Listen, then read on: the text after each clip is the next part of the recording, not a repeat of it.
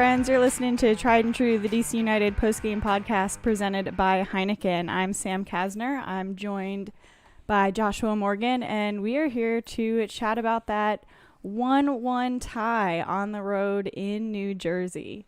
Joshua, how you doing? I'm doing good. I did not make the road trip this time for, just personal health and mental health reasons. It's quite a slog up there, the New Jersey's. What was it, 4 hours up, and then a soccer game that's always kind of stifling against Red Bull, and then a 3-4 hour drive back. But you were there, Sam. How was that? It was quite an experience. It'll be an interesting show today, I think, because I was quite intoxicated, as you mentioned the slog up. The real only way to deal with it is to have some adult beverages. So we were having fun on the way up, having fun in the game, and then, as I understand it, the DC United feed kept getting cut. Yeah, we're all and so we're gonna try to piece it together for you guys. I know.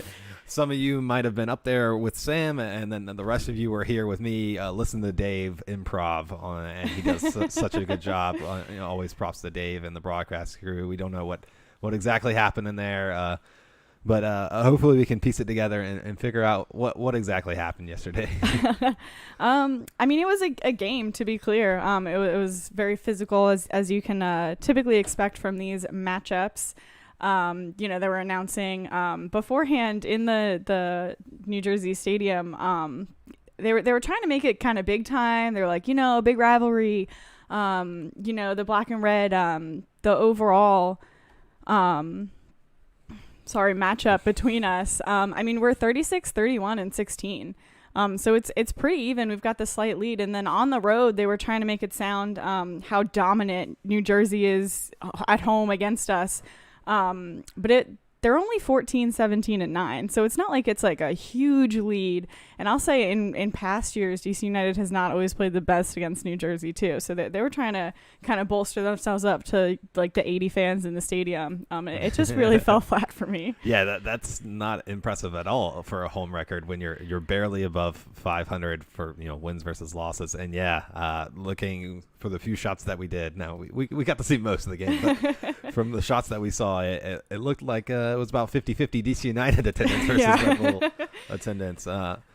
It's always fun to poke fun at their attendance issues, especially now that ours aren't as quite as dire as they have been in the past. I know it's a little bit of an old joke too. Like it's a pretty easy jive to give them, but like it was just empty. And I know in DC, we have a little bit of a culture where a lot of people don't always make it in for the blow the game to start. So sometimes people are trickling in, and it maybe takes 5 or 10 minutes before you can really get an idea of an attendance for the day. So I kind of thought maybe this is the same thing. Let's give them some minutes to really get their, people in the seats. But it just really never happened for them. And I'll say it's almost disappointing for me because Kamara scoring that PK in front of a full supporter section probably would have been a lot more enjoyable than him scoring it against a supporter section of a couple hundred. Yeah, are you talking about a couple hundred Red Bull fans? Yeah. Oh, okay, yeah. Well, we can't skip past into Kamara because Red Bull start off ridiculously good.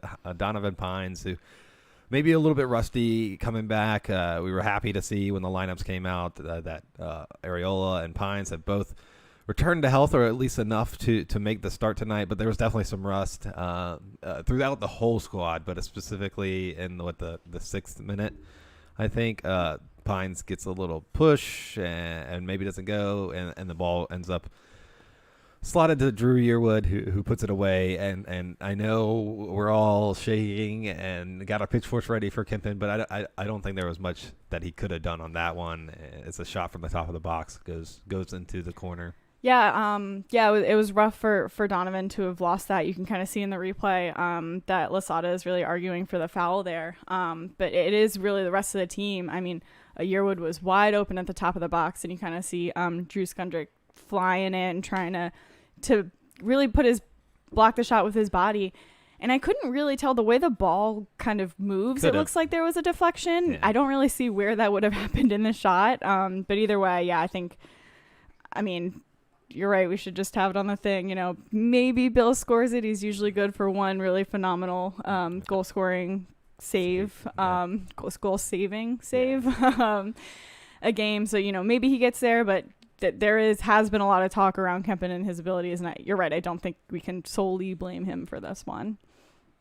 Yeah, and then, it's kind of a choppy match. I thought, oh, no, here goes another DC United away game. Like, we're down. We might scrap back into one super late.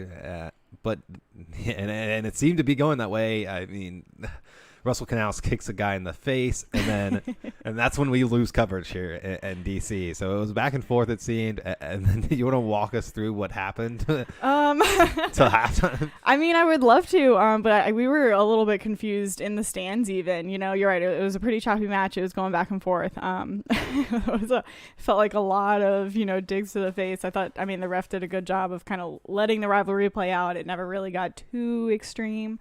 But you kind of want those in this match. You want everyone to be able to be a little bit choppy and a little extra aggressive. And I'll be honest, if we're gonna just move into the end of the half in the 84th minute, when the PK was scored, 34th, not 84th, right? No, you're right. Is that what I said? 44th. So Kevin Paredes does Kevin Paredes thing, sends it to Paul. Who, takes the shot. It's deflected. We're all cheering for the corner. And then the ref kind of runs over to the VAR monitor. And we're kind of wondering, we were like, is this for a PK? Is this for us? Like, first we just didn't really know, like, was he looking at something else? Is this for a PK call? We didn't really see it. Watching kind of the replay back, it looked like the players were immediately kind of asking for it. But the way he walked away from the monitor, we were all like, he's calling it. He had that strut that was like, I'm about to make this big time decision. He calls it, and Ola does his Ola thing and buries it. I'm getting, I don't know, this is pre, but Ola's been great from the spot this year, and it's obviously him. We talked last game. Does he get in a penalty a game now? Yeah, it really feels like seems it. like it. And that's just what happens when you play on the front foot and you try to score and you take shots on goal. But last game he was ready, standing on the spot, and didn't get to see it, but I'm sure he had the same demeanor.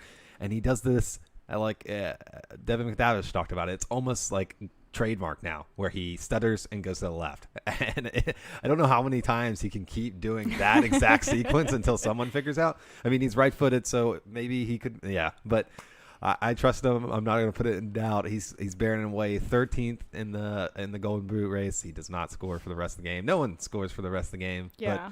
But we got to give him props for making the penalties. I know some people think they should count as half, or they don't really count the same. But look, man, don't foul our players in the box. Don't block their shots with their hands. The guy that was the highlights that we were watching were the Red Bull guy, and he was trying to argue that natural position, the guy's arm was like wide out and blocked a shot. So I think they're deserved, and Kamara benefits from being the striker on a team that generates his chances now, and this is what I'll take some time to do it, but this is what I thought was going to happen last year. We didn't generate enough chances. We generate chances now, and whether they're from the spot or quite a few from the run of play for Kamara as well.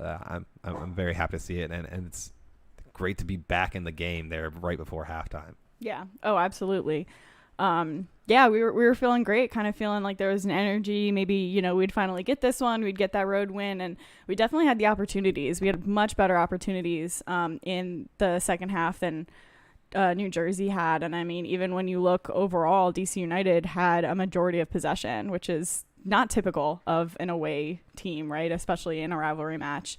So we definitely had our chances, specifically one that I know everyone is calling out and really, really frustrated with, is that Yordi Reyna header. and some people maybe rightfully have been criticizing Gressel for his performances the past few weeks. I don't know. I don't see it. But the guy just puts one or two up a game that should go. And he had one in the first half that probably a better header puts it away, and then this one from Yordi Reyna. Red Bull do it. It wasn't a great cross, but the Gressel puts in these decent chances 20 times a game or 15 times a game or something like that. He's leading MLS. He's in the top 5 MLS and that kind of stat. But he puts it across. Red Bull don't clear it. It bounces and goes far post. And Yordi committed early to the diving header, and I thought it was harder for him to miss it than to make it, and he definitely missed it. Could have stolen us 3 there. And we talked a little bit, or I talked a little bit at the beginning about rust and on the Donovan Pines goal.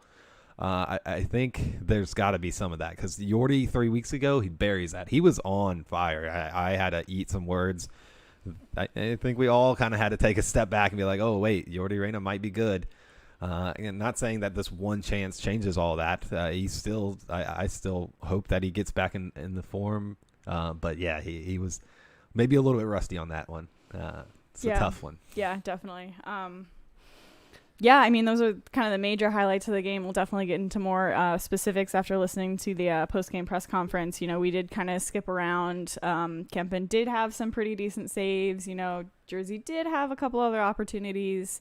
I think those were our major points. Do you have anything else before we listen to Losada? I'm really interested to hear what he has to say about this one. I mean, as probably the only sober person to see the whole game, I'm very excited to hear Losada's thoughts. All right, so now, as I said, we'll turn it over to the recording of last night's post-game press conference, starting off with Coach Hernan Losada.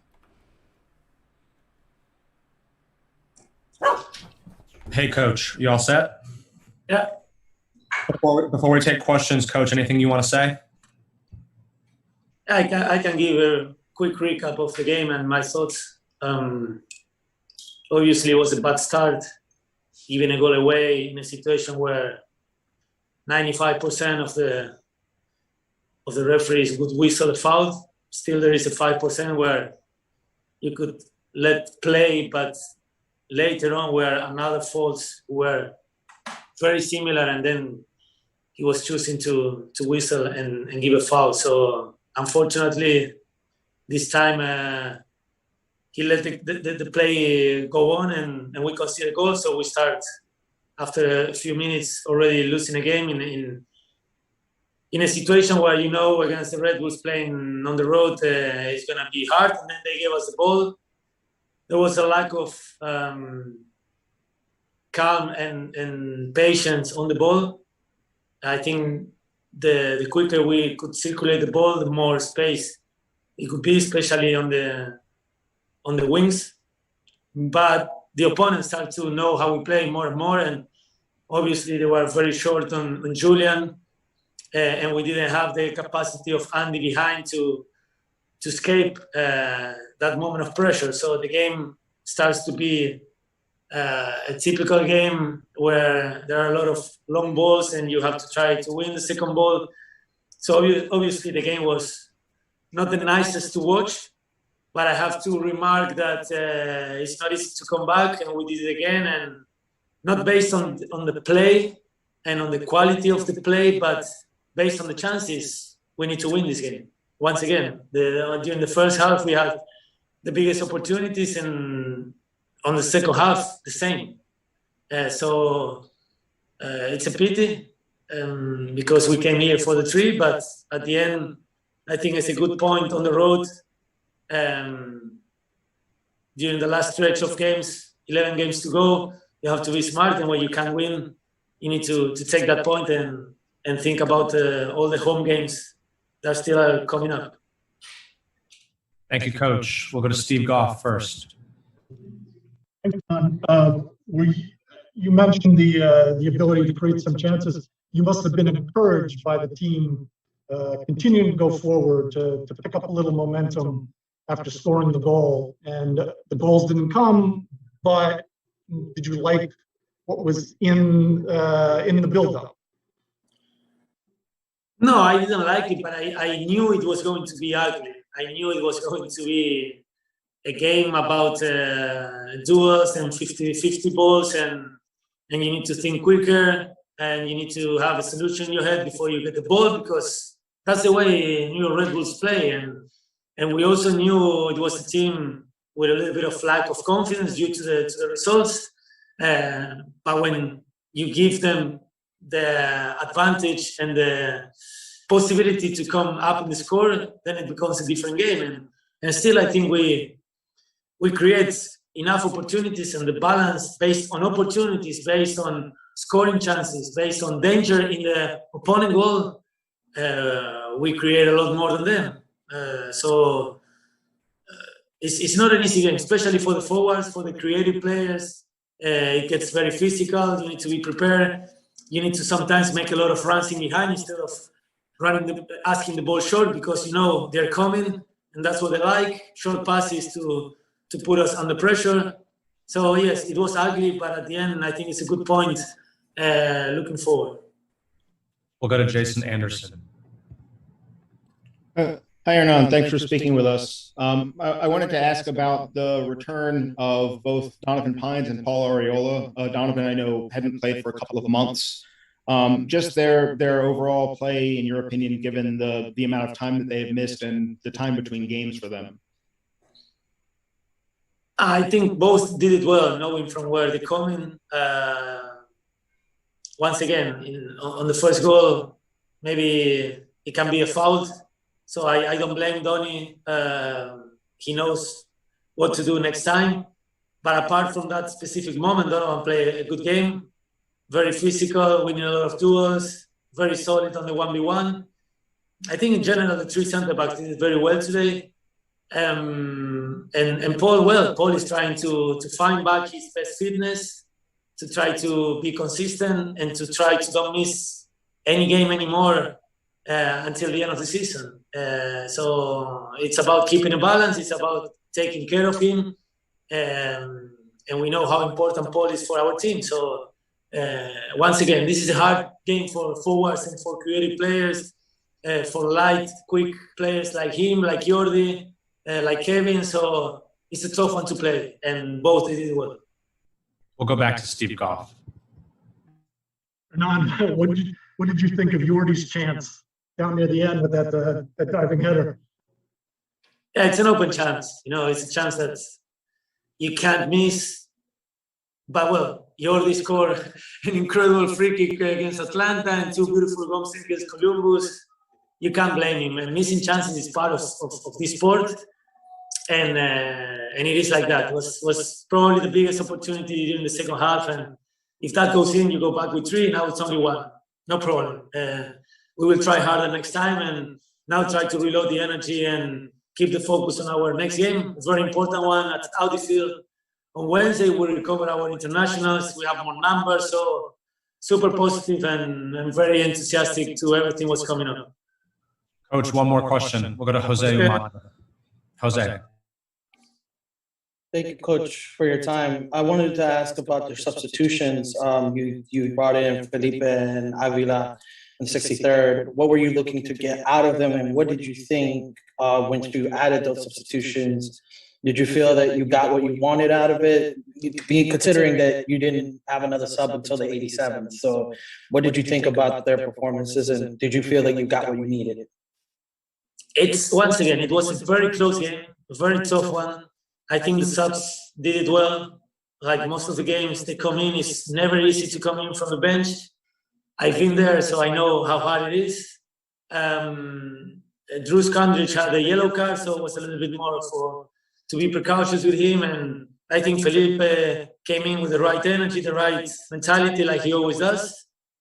And knowing the type of game we are going through, and the fact that both teams were playing more long balls, I thought with two targets instead of one, having Ola and having also Ramon, who also deserves minutes based on the last performances.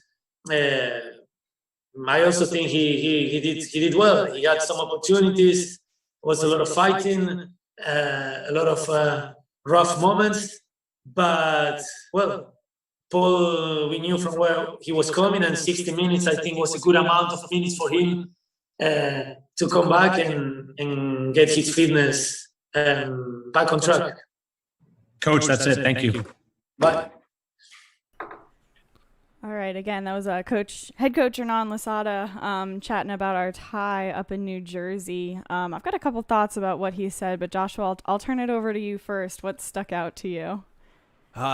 Something very specific that he pointed out was the lack of having a player like Andy Nahar behind Gressel, and that was super interesting.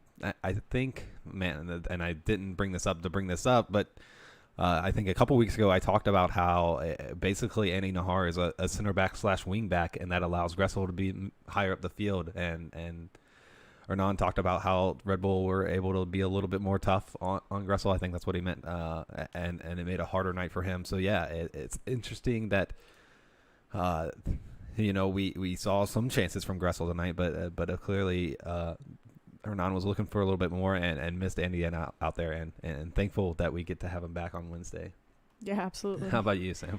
No, I think that's a great point. Andy has become such a key player for us. He destroyed the men's national team for the first half, at least. The first half, at least, the other night. I was also going to mention that. Yeah, obviously, we love that the USMNT got their first 3 points in qualifying, but Andy Nahar was probably the best person on the field, which is crazy. It's 2021, and I'm saying that, right? Like, feels like we're talking about like 7 years ago. But yeah, I think he's become such an important piece in our team, and you could feel that we didn't have that attack, even like that confidence, that like swag, right, that he brings onto the field. It's been so fun to see. Yeah, and man, missing Andy, and then there was a little bit of talk about the foul or not a foul on Donovan Pines, and then these are just general gripes about reffing from Losada that I think we're starting to become used to. He's always vouching behind his guys, pushing for a more fair contest. But yeah, he talked a little bit how Donovan Pines, why was that one not called and others later in the match were, or vice versa. And so kind of what I saw in the Reddit chat, I got to watch this game from home, so I had Reddit up in one tab and the game on the screen. But Donovan Pines, and I chalked it up to Russ in the beginning of the show, but how are we feeling about Donovan Pines' performances for DC United of late? I mean, he hasn't really been playing of late, right? Like, this is his first game. Yeah, I don't know. Yeah, and I'm probably jumping the gun here a little bit, but it seems like we got this guy homegrown a couple years ago now, right? Yeah. Second or third season? I think it's his third season because he was injured out for his second. So I don't know if that he really was like counts, technically with Loudon for the first part of that one too, but. Yeah, we got this guy that was such a huge raw talent, and it kind of seems like there's mistakes there.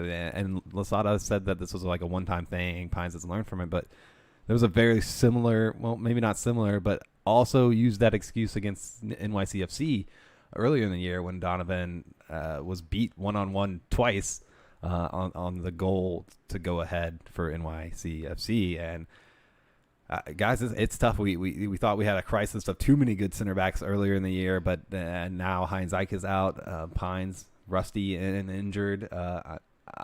Something to keep an eye on, I think. And I was super high on Pines. I think he's a great guy, and so I'm rooting for him. But I'll be keeping an eye out and see how he progresses there. Yeah, I think with the special about Steve Birnbaum, it's easy to take those guys for granted, the center backs in the back that just do the job, right? But because Steven came in and then he was just there, right? And he does his job, and he maybe has an error, maybe a few times a season or so, but nothing bad. Yeah, so developing a center back in this league is kind of different. They don't get all the spotlight and limelight that all other players do, but I'll be keeping an eye on that and rooting for Donovan as we go forward. Oh, absolutely. Yeah, that is an interesting point. He came in and he was this raw talent, right? Like he made mistakes, but he was able to cover for them, and he's super tall, and we were kind of excited about also what he brings in the opposition's box, because I guess as a DC United fan, you kind of want your forwards or your defenders to score a bunch. Our forwards don't score, so we always count on our center backs. Yep. Again, maybe, right, like getting too comfy with Stephen Birnbaum, what he's been able to bring to the table. But yeah, he was this super raw talent, and we were excited about his progression, but maybe there has been a little bit of a stagnation and a little bit of him maybe still learning the game and learning how to play at this professional level. I hate to bring up that Gold Cup game, but it was not a good look for him, right? No. And he was just kind of felt a little bit out of his element. And you'd hope that he can make that jump. So I wonder if maybe I mean, he knows he didn't play well. So I wonder if that's maybe in the back of his head as he's kind of working through these things. Yeah, and this is a lot. I'm not trying to bury Donovan Pines here. Who scored actually gave man of the match to him. Stuff I didn't see, and not saying that who scored is wrong. I just literally didn't see all the match, so he might have been snuffing stuff out in the gaps. But another point someone brought up on Reddit was that he spent his developmental years at Maryland and not in the DC United team. Yeah. And so it's kind of a stark contrast to the Paredes come up, and Paredes is still younger than Pines was when he got to the team, and so maybe that's an aspect of it, and maybe just more. Build the picket fence sign, like use our academy, please, because it's worked out. Paredes, who didn't have a great night last night, I thought, and I know that'll hurt you a little bit, but we're just rooting for these guys and rooting that our guys, our younger guys develop. It's always something to keep an eye on, and it's fun and exciting to watch these guys develop. Yeah, absolutely. That's all I really have on Losada. Do you have anything else from his? Yeah, I thought it was interesting. He made one comment that stuck out to me, and he said, teams are starting to figure out how we play, and they're starting to figure out how to play against that. At the beginning of the season, we had that element of surprise, and you can know, he's going to play a high press style, but the way that he uses his personnel to do that, right, you can catch teams off guard when that's brand new. But teams are starting to figure it out now. You can tell the way that the other teams approach games against us, that they have a little bit better idea about how to defend and how to press and really take advantage of our weaker moments. So I think now's the point where we kind of really see what type of coach Losada is. And he's got this style and it's fun and we know what he wants to do. But is he going to be able to adapt with the team and change within game circumstances to keep the other team on their toes? And that's kind of the second part of learning the system, right? You learn the system, you just learn what you're supposed to do. And we've heard it in other games too, that, he wasn't able to communicate kind of in game the changes he wants to see made. And we're getting to that point where he really needs to be able to do that at this point. I think that's all absolutely fair and correct. Yeah, it's learn the style and then be able to slightly change it depending on your matchup. That's what Bruce Arena does better than anyone else. And I feel like I've brought Bruce up like the last, but guys, look where the revs are. Look where the revs are. Yeah, you're right. But I think the challenge for DC United this year in that aspect, and that's why I'm not. I was talking to James Lambert, of course, has brought James up the past few episodes as well. But it'll be interesting. I think this year one is going to be different than year 2 and year 3. But right now, Losada's having to change his game plan based on personnel too much to even try to maybe even get to the point where he's adapting to other teams or adding little nuances stuff. He talked about Andy Nahar missing. Paul's back for the first time in forever. Like it seems. My hope, my hope is that he's able to get there. But honestly, I think it's almost more important just to get the main guys together for a few games, even if we don't adapt to every little nuance of another team. As long as we play our style, Losada mentioned it, we're still getting the chances that we need to be putting away. Those chances are still there. We probably should have won this game, despite Red Bulls playing their weird, we don't want the ball, we're gonna hurt you and play physical style. We should have still came out on top. We created the chances. They just didn't go in the back of the net today, and that's rust, that's injuries, that's international break, which hopefully those all can be resolved, and we can steam through the rest of the season. So do you think it's quality of striker? Because yes, Ola is scoring crazy goals, right? But we even mentioned a lot of them have been PKs. Yordi has been tearing it up these past few games, but you really need those people who come up in these big moments against your rival away and can secure you those important 3 points that move you up in the table. So, this transfer window is going to be big. I think it's going to really be the first time that Lucy Rushton has an opportunity to work with this team, and we can see what she can bring in. But do you think that needs to be another striker?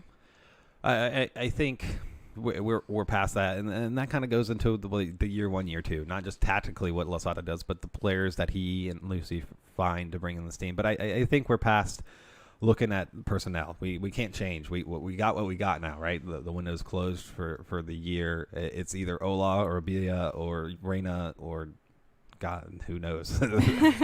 Steve Birnbaum might Andy. get some. Hopefully, we don't have to go that far down the depth chart, but I think you got to stick with Ola. He's the second best in the league right now behind Rui Diaz. Who cares? Rui Diaz takes PKs too. And so I'm behind Ola. Yeah, would I love to see a 20-something plus goal season? I think we still might get 20 for Ola. And then, yeah, it's about Areola coming on, and he earned a PK in this one, so it's a good game for him. But Areola coming on and scoring, or Reina finishing those chances, or Flores like being a participant on this team and Playing at all. and stuff like that. And he's rightfully out of this game. Was with Peru. Yeah. I think their game was on Thursday. He might not have left till Friday, but we'll probably see him Wednesday night. But yeah, I think at this point we have our guys, and they're doing decent, and they could do better, which is a good sign that we know that they could probably be doing better and are capable or more. Yeah, so maybe another way to phrase the question is, should we be concerned that we're not getting these goals primarily through run of play?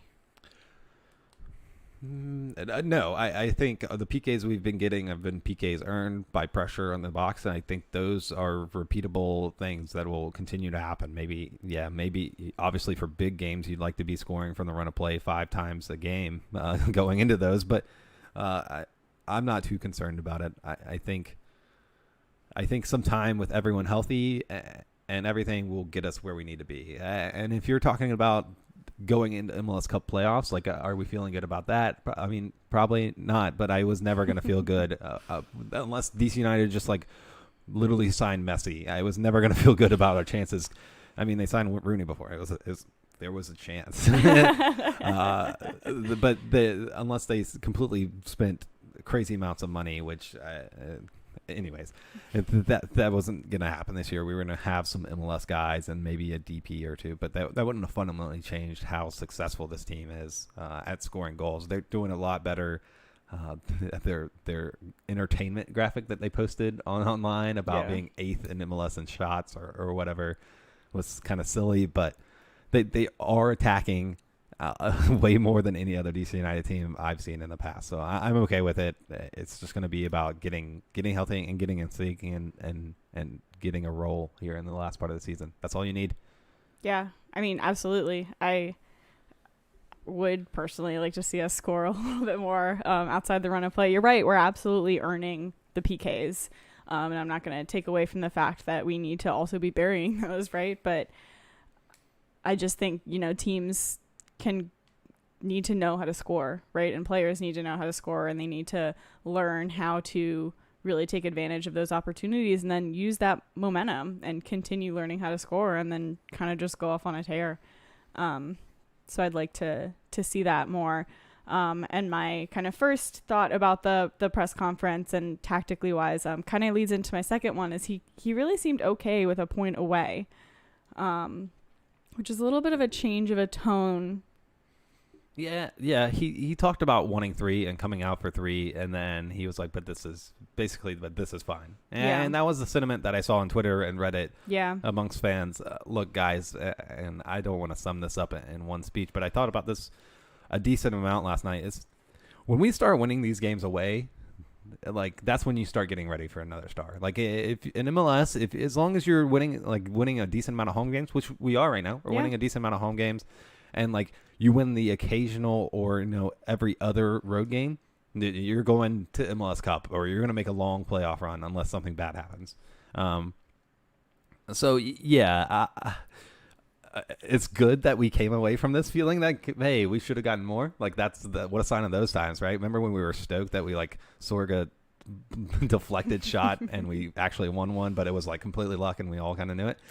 No, this one we came in and we felt like we were the better team. We deserved to be winning these kind of games, and that's huge. The next step is like getting to the point where we're actually doing that, and I think once we do that, we're not talking about being 6th in the playoff like we are right now. We're talking about home playoff games and doing really well. So yeah, I think it's a great point. We can talk about it more if you want, but I think DC United getting a draw on the road is not a travesty, and they should have maybe gotten more, but that's okay. Oh, not at all. I completely agree that a point on the road, right, this time last year, we probably would have like punched our friends in the face for. We definitely would have been desperate for that. It did feel like we got could have pushed for those 2 more points. And I don't know. You're right. I think as a fan base, everyone's kind of okay with it. I'll be interested to kind of hear the players' perspective, which we're about to kind of transition to. We're going to hear from DC United's Russell Knaus. All good. All right. We'll go to Steve Goff first. Steve. Hey, Ross, thanks for your time. Hey, Steve. What were your overall thoughts on the match? It seems like guys had some really quality chances to win this game. What was your takeaway from it? Yeah, I think overall pretty tough game. It's always a tough environment coming to Red Bull, but it was a good effort from the team to come back, get that goal before halftime. I think that was big for the mental side of the game. A little frustrating with the first goal, but overall we competed. Didn't create as many chances as we wanted to and as in past games, but overall the level of commitment was there. But still a little disappointed not to get 3 points from the game. We'll go to Jason Anderson. Hi, Russell. Thanks for speaking with us tonight. Yep. I wanted to ask a little about the attempt to build out of the back, especially once they get the early goal. They can kind of sit deep and set up their 3 up front, kind of between the back 4 and the midfield. What were you guys looking to do to maybe adjust to that as the game went on, to sort of not have to be direct as often? Yeah, I think it was important to swing the ball quick within the back 3, try to get the ball to our wing backs quick, see if we could switch the field, which we were able to start to find that rhythm, I think, after their goal. Towards the end of the first half, I think we were able to switch the ball a couple of times and get a little bit of more possession in their half. Second half became a little bit more hectic and tough to do that. But the goal was to try to swing it fast, switch the side of play, and then look vertical from there. And then on the defensive side as well, our usual win the ball and attack. And I think a lot of those, we actually won the ball quite a few times in situations like that and probably could have played them a bit cleaner. But the opportunities were there still. We'll go back to Steve Goff. Russ, now that the international break's over, you got back into it today. How now do you see the next few weeks, or how do you hope to see the next few weeks unfold as players get back? You seem to be getting a little bit healthier. The chemistry has been there and seems to be getting stronger. Yeah, I think you made a good point with being healthy. I think that's an important time for us now to have the numbers back and have a full strength roster, because obviously we have 11 games and it's in a short schedule, so we'll need everyone. Also, the national team guys coming back, hopefully they come back with confidence. Should be proud that they represented their national team, but obviously hopefully they can come back now and put their focus towards DC and towards us getting back in the rhythm. This was a good game, a fast-paced game to get back into the rhythm after 2 weeks. It's a tough game to get back into after a weekend off. But we're looking forward to the next 11 games and hopefully we can move up the table. Ross, that's it, man. Thank you for your time. Thank you, guys. See ya. All right, that was DC United's midfielder Russell Knaus chatting about our tie against New Jersey. Anything stick out to you from what he said? Not for me. It was just normal. I know Goff tried to get a little play-by-play from him. That was somewhat interesting. Anything from you? No, I mean, we talked about just like the tactical of it all, and I'm sure every player can do this for every team, right? But I enjoy listening to the players talk about the tactics that they bring out onto the field and their goals and the way that those shift within game. We talked a little bit about how the team is doing that. But I loved that question to him, and I thought it was interesting the way he answered it and kind of trying to send balls out wide, because we know that's our strength, right? Send it out to Gressel, he'll try to put it in for you. Yeah, it'll be interesting to see, if when Andy comes back, if that's more prominent, and if Paredes can continue to develop and maybe get some of that assisting. I hope he's learning from Gressel in training, because coming from both ways, we'd have defenders' heads spinning. Yeah, absolutely. So Russell mentioned it. We are heading into a fast and furious schedule of games coming up. It's really the final push. Right now, DC United are 6th, kind of tied with 7th with Montreal, which is right on the end of the playoff line. So what do you think? We've talked about just getting guys back, really getting momentum, everyone staying healthy. But do you have anything to add? What do you think we really need to be doing in this final stretch of games to see this team into the playoffs? Yeah, 11 games left. I tried to peek and see what the quality of those teams.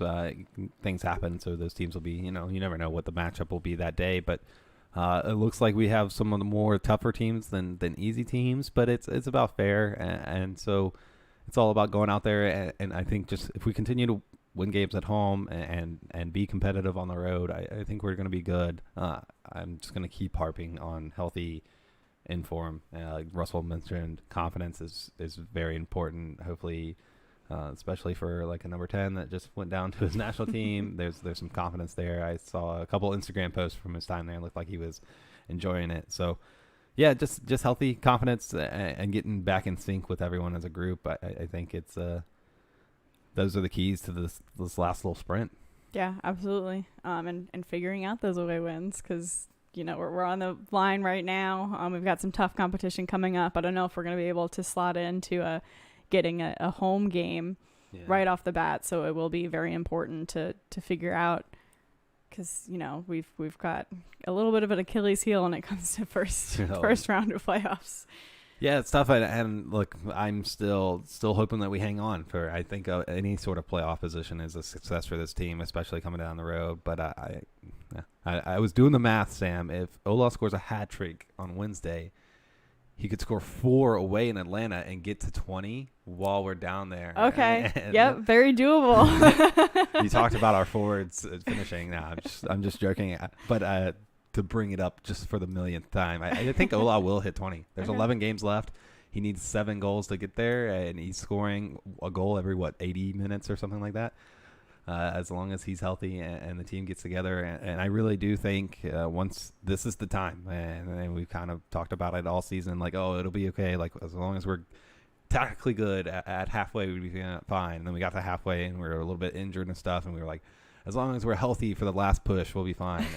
And this is it. This is the last push now, 11 games. And like you said, they're going to come quick and fast. So just remaining healthy. I think the team knows what they're doing out there. They have an identity. Brian's talking about it to at length. That's key. It's going to be fast and loose, and it's going to be a lot of fun. I can't wait because now is when playoff implications and everything. We're not only watching our game very intently, but we're also got our phones down by our side, tracking is Columbus goal differential, all that nonsense. It's a lot of fun. Absolutely, yeah. But before we kind of sign off for today, one thing I want to ask you is how you think Skundrik's been doing, because he came under a lot of heat at the beginning of the season. A lot of people questioned him coming up. As you all know, he came up from Loudoun. A lot of people didn't quite think he's ready, and I think he plays in one of those positions that it's very apparent when he's not doing a good job, and when he is doing a good job, it's not flashy, right? It's making those important tackles and, maybe not getting the credit he deserves. I think he has improved throughout the season. I've been working on. I listen to quite a number of other soccer podcasts, and I've been trying to listen to how they criticize players, but nicely, because these are still human beings. I think Skundrik. That's not a good setup for what you're about to say. I think it's a fair setup. I just don't know if I've seen Skundrik establish himself at this level. How about that? That's a very nice way of saying that. Maybe I think he's better than Loudoun. I think he's shown that he's somewhat competent at this level. It kind of reminds me of, a couple guys like Jared Jeffrey, showed signs of being capable. But yeah, it's a midfield position. We have 4 internationals that can play that position at different levels. And so Skundrik is he's been a guy that we've been able to put in games like this, and he does the job a little bit, or does the job for the most part, but maybe lacks that little bit of flair or just I'm better than you-ness that you can sometimes see by midfielders in this league, or Russell Canals has it every now and then. Russell Canals will get hot and just be dominant in the midfield, or sometimes Moreno will have a lights out game where he goes kind of unheard of, but he controls the game. I don't know if we've ever seen that from Skundrich, and we've kind of, it doesn't take just one game, so I don't know. It feels like he deserves a spot on the roster. Maybe not one of the top 18 ones, but yeah. But he's been a good piece. What about you? Yeah. Are you excited, Mr. Sunshine? I by no means do I think he's like a starter on this team, but you're right, he's like a solid option to come in these moments. I don't think he's like by far our weakest link, and I don't think I would expect him to lose us a game at this point, right? And I think that was a little bit toward the beginning of the season. There was a little bit of nerves, but I think he has been working really hard and established himself a little bit more again to be able to come in and at least not make that game losing mistake. And I brought it up because Losada specifically said, we wanted to bring Drew out because he was sitting on that yellow card. And he did come out, I think, it was in the earlier substitution round in the 63rd minute.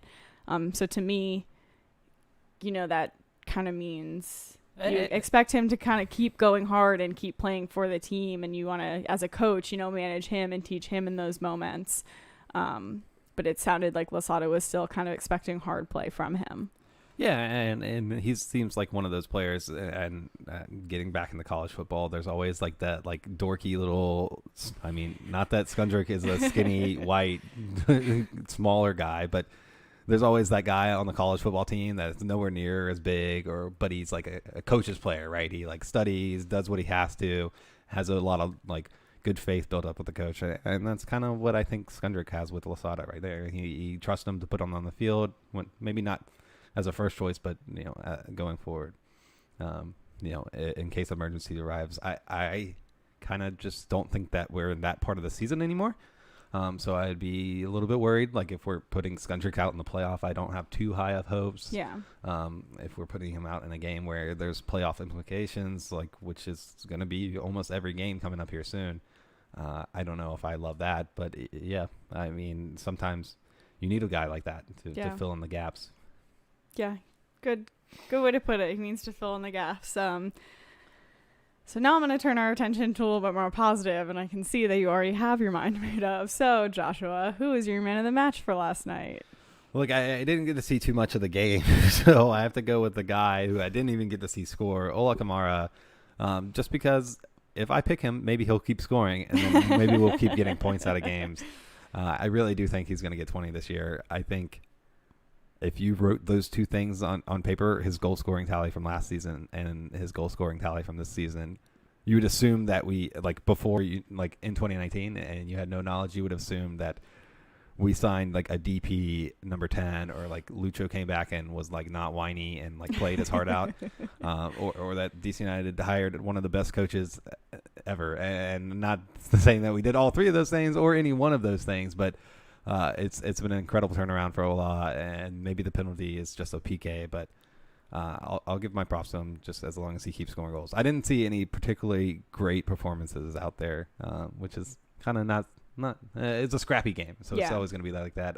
I'll shout to Donovan Pine, who scored really well, and who scored. I didn't see that, but maybe some of you guys at home did. Yeah. So mine's gonna be a little rough. Don't at me. I was really thinking about it during the game yesterday. Kevin did not have a good game. That's not my pick. I was really thinking about it during the game, and I mean, I think we'd be remiss. We haven't mentioned it yet. It was 9/11, right? It feels like we play in New Jersey 9/11 every single year, and they always kill it, with the commemorative tifo. So I do want to shout them for it.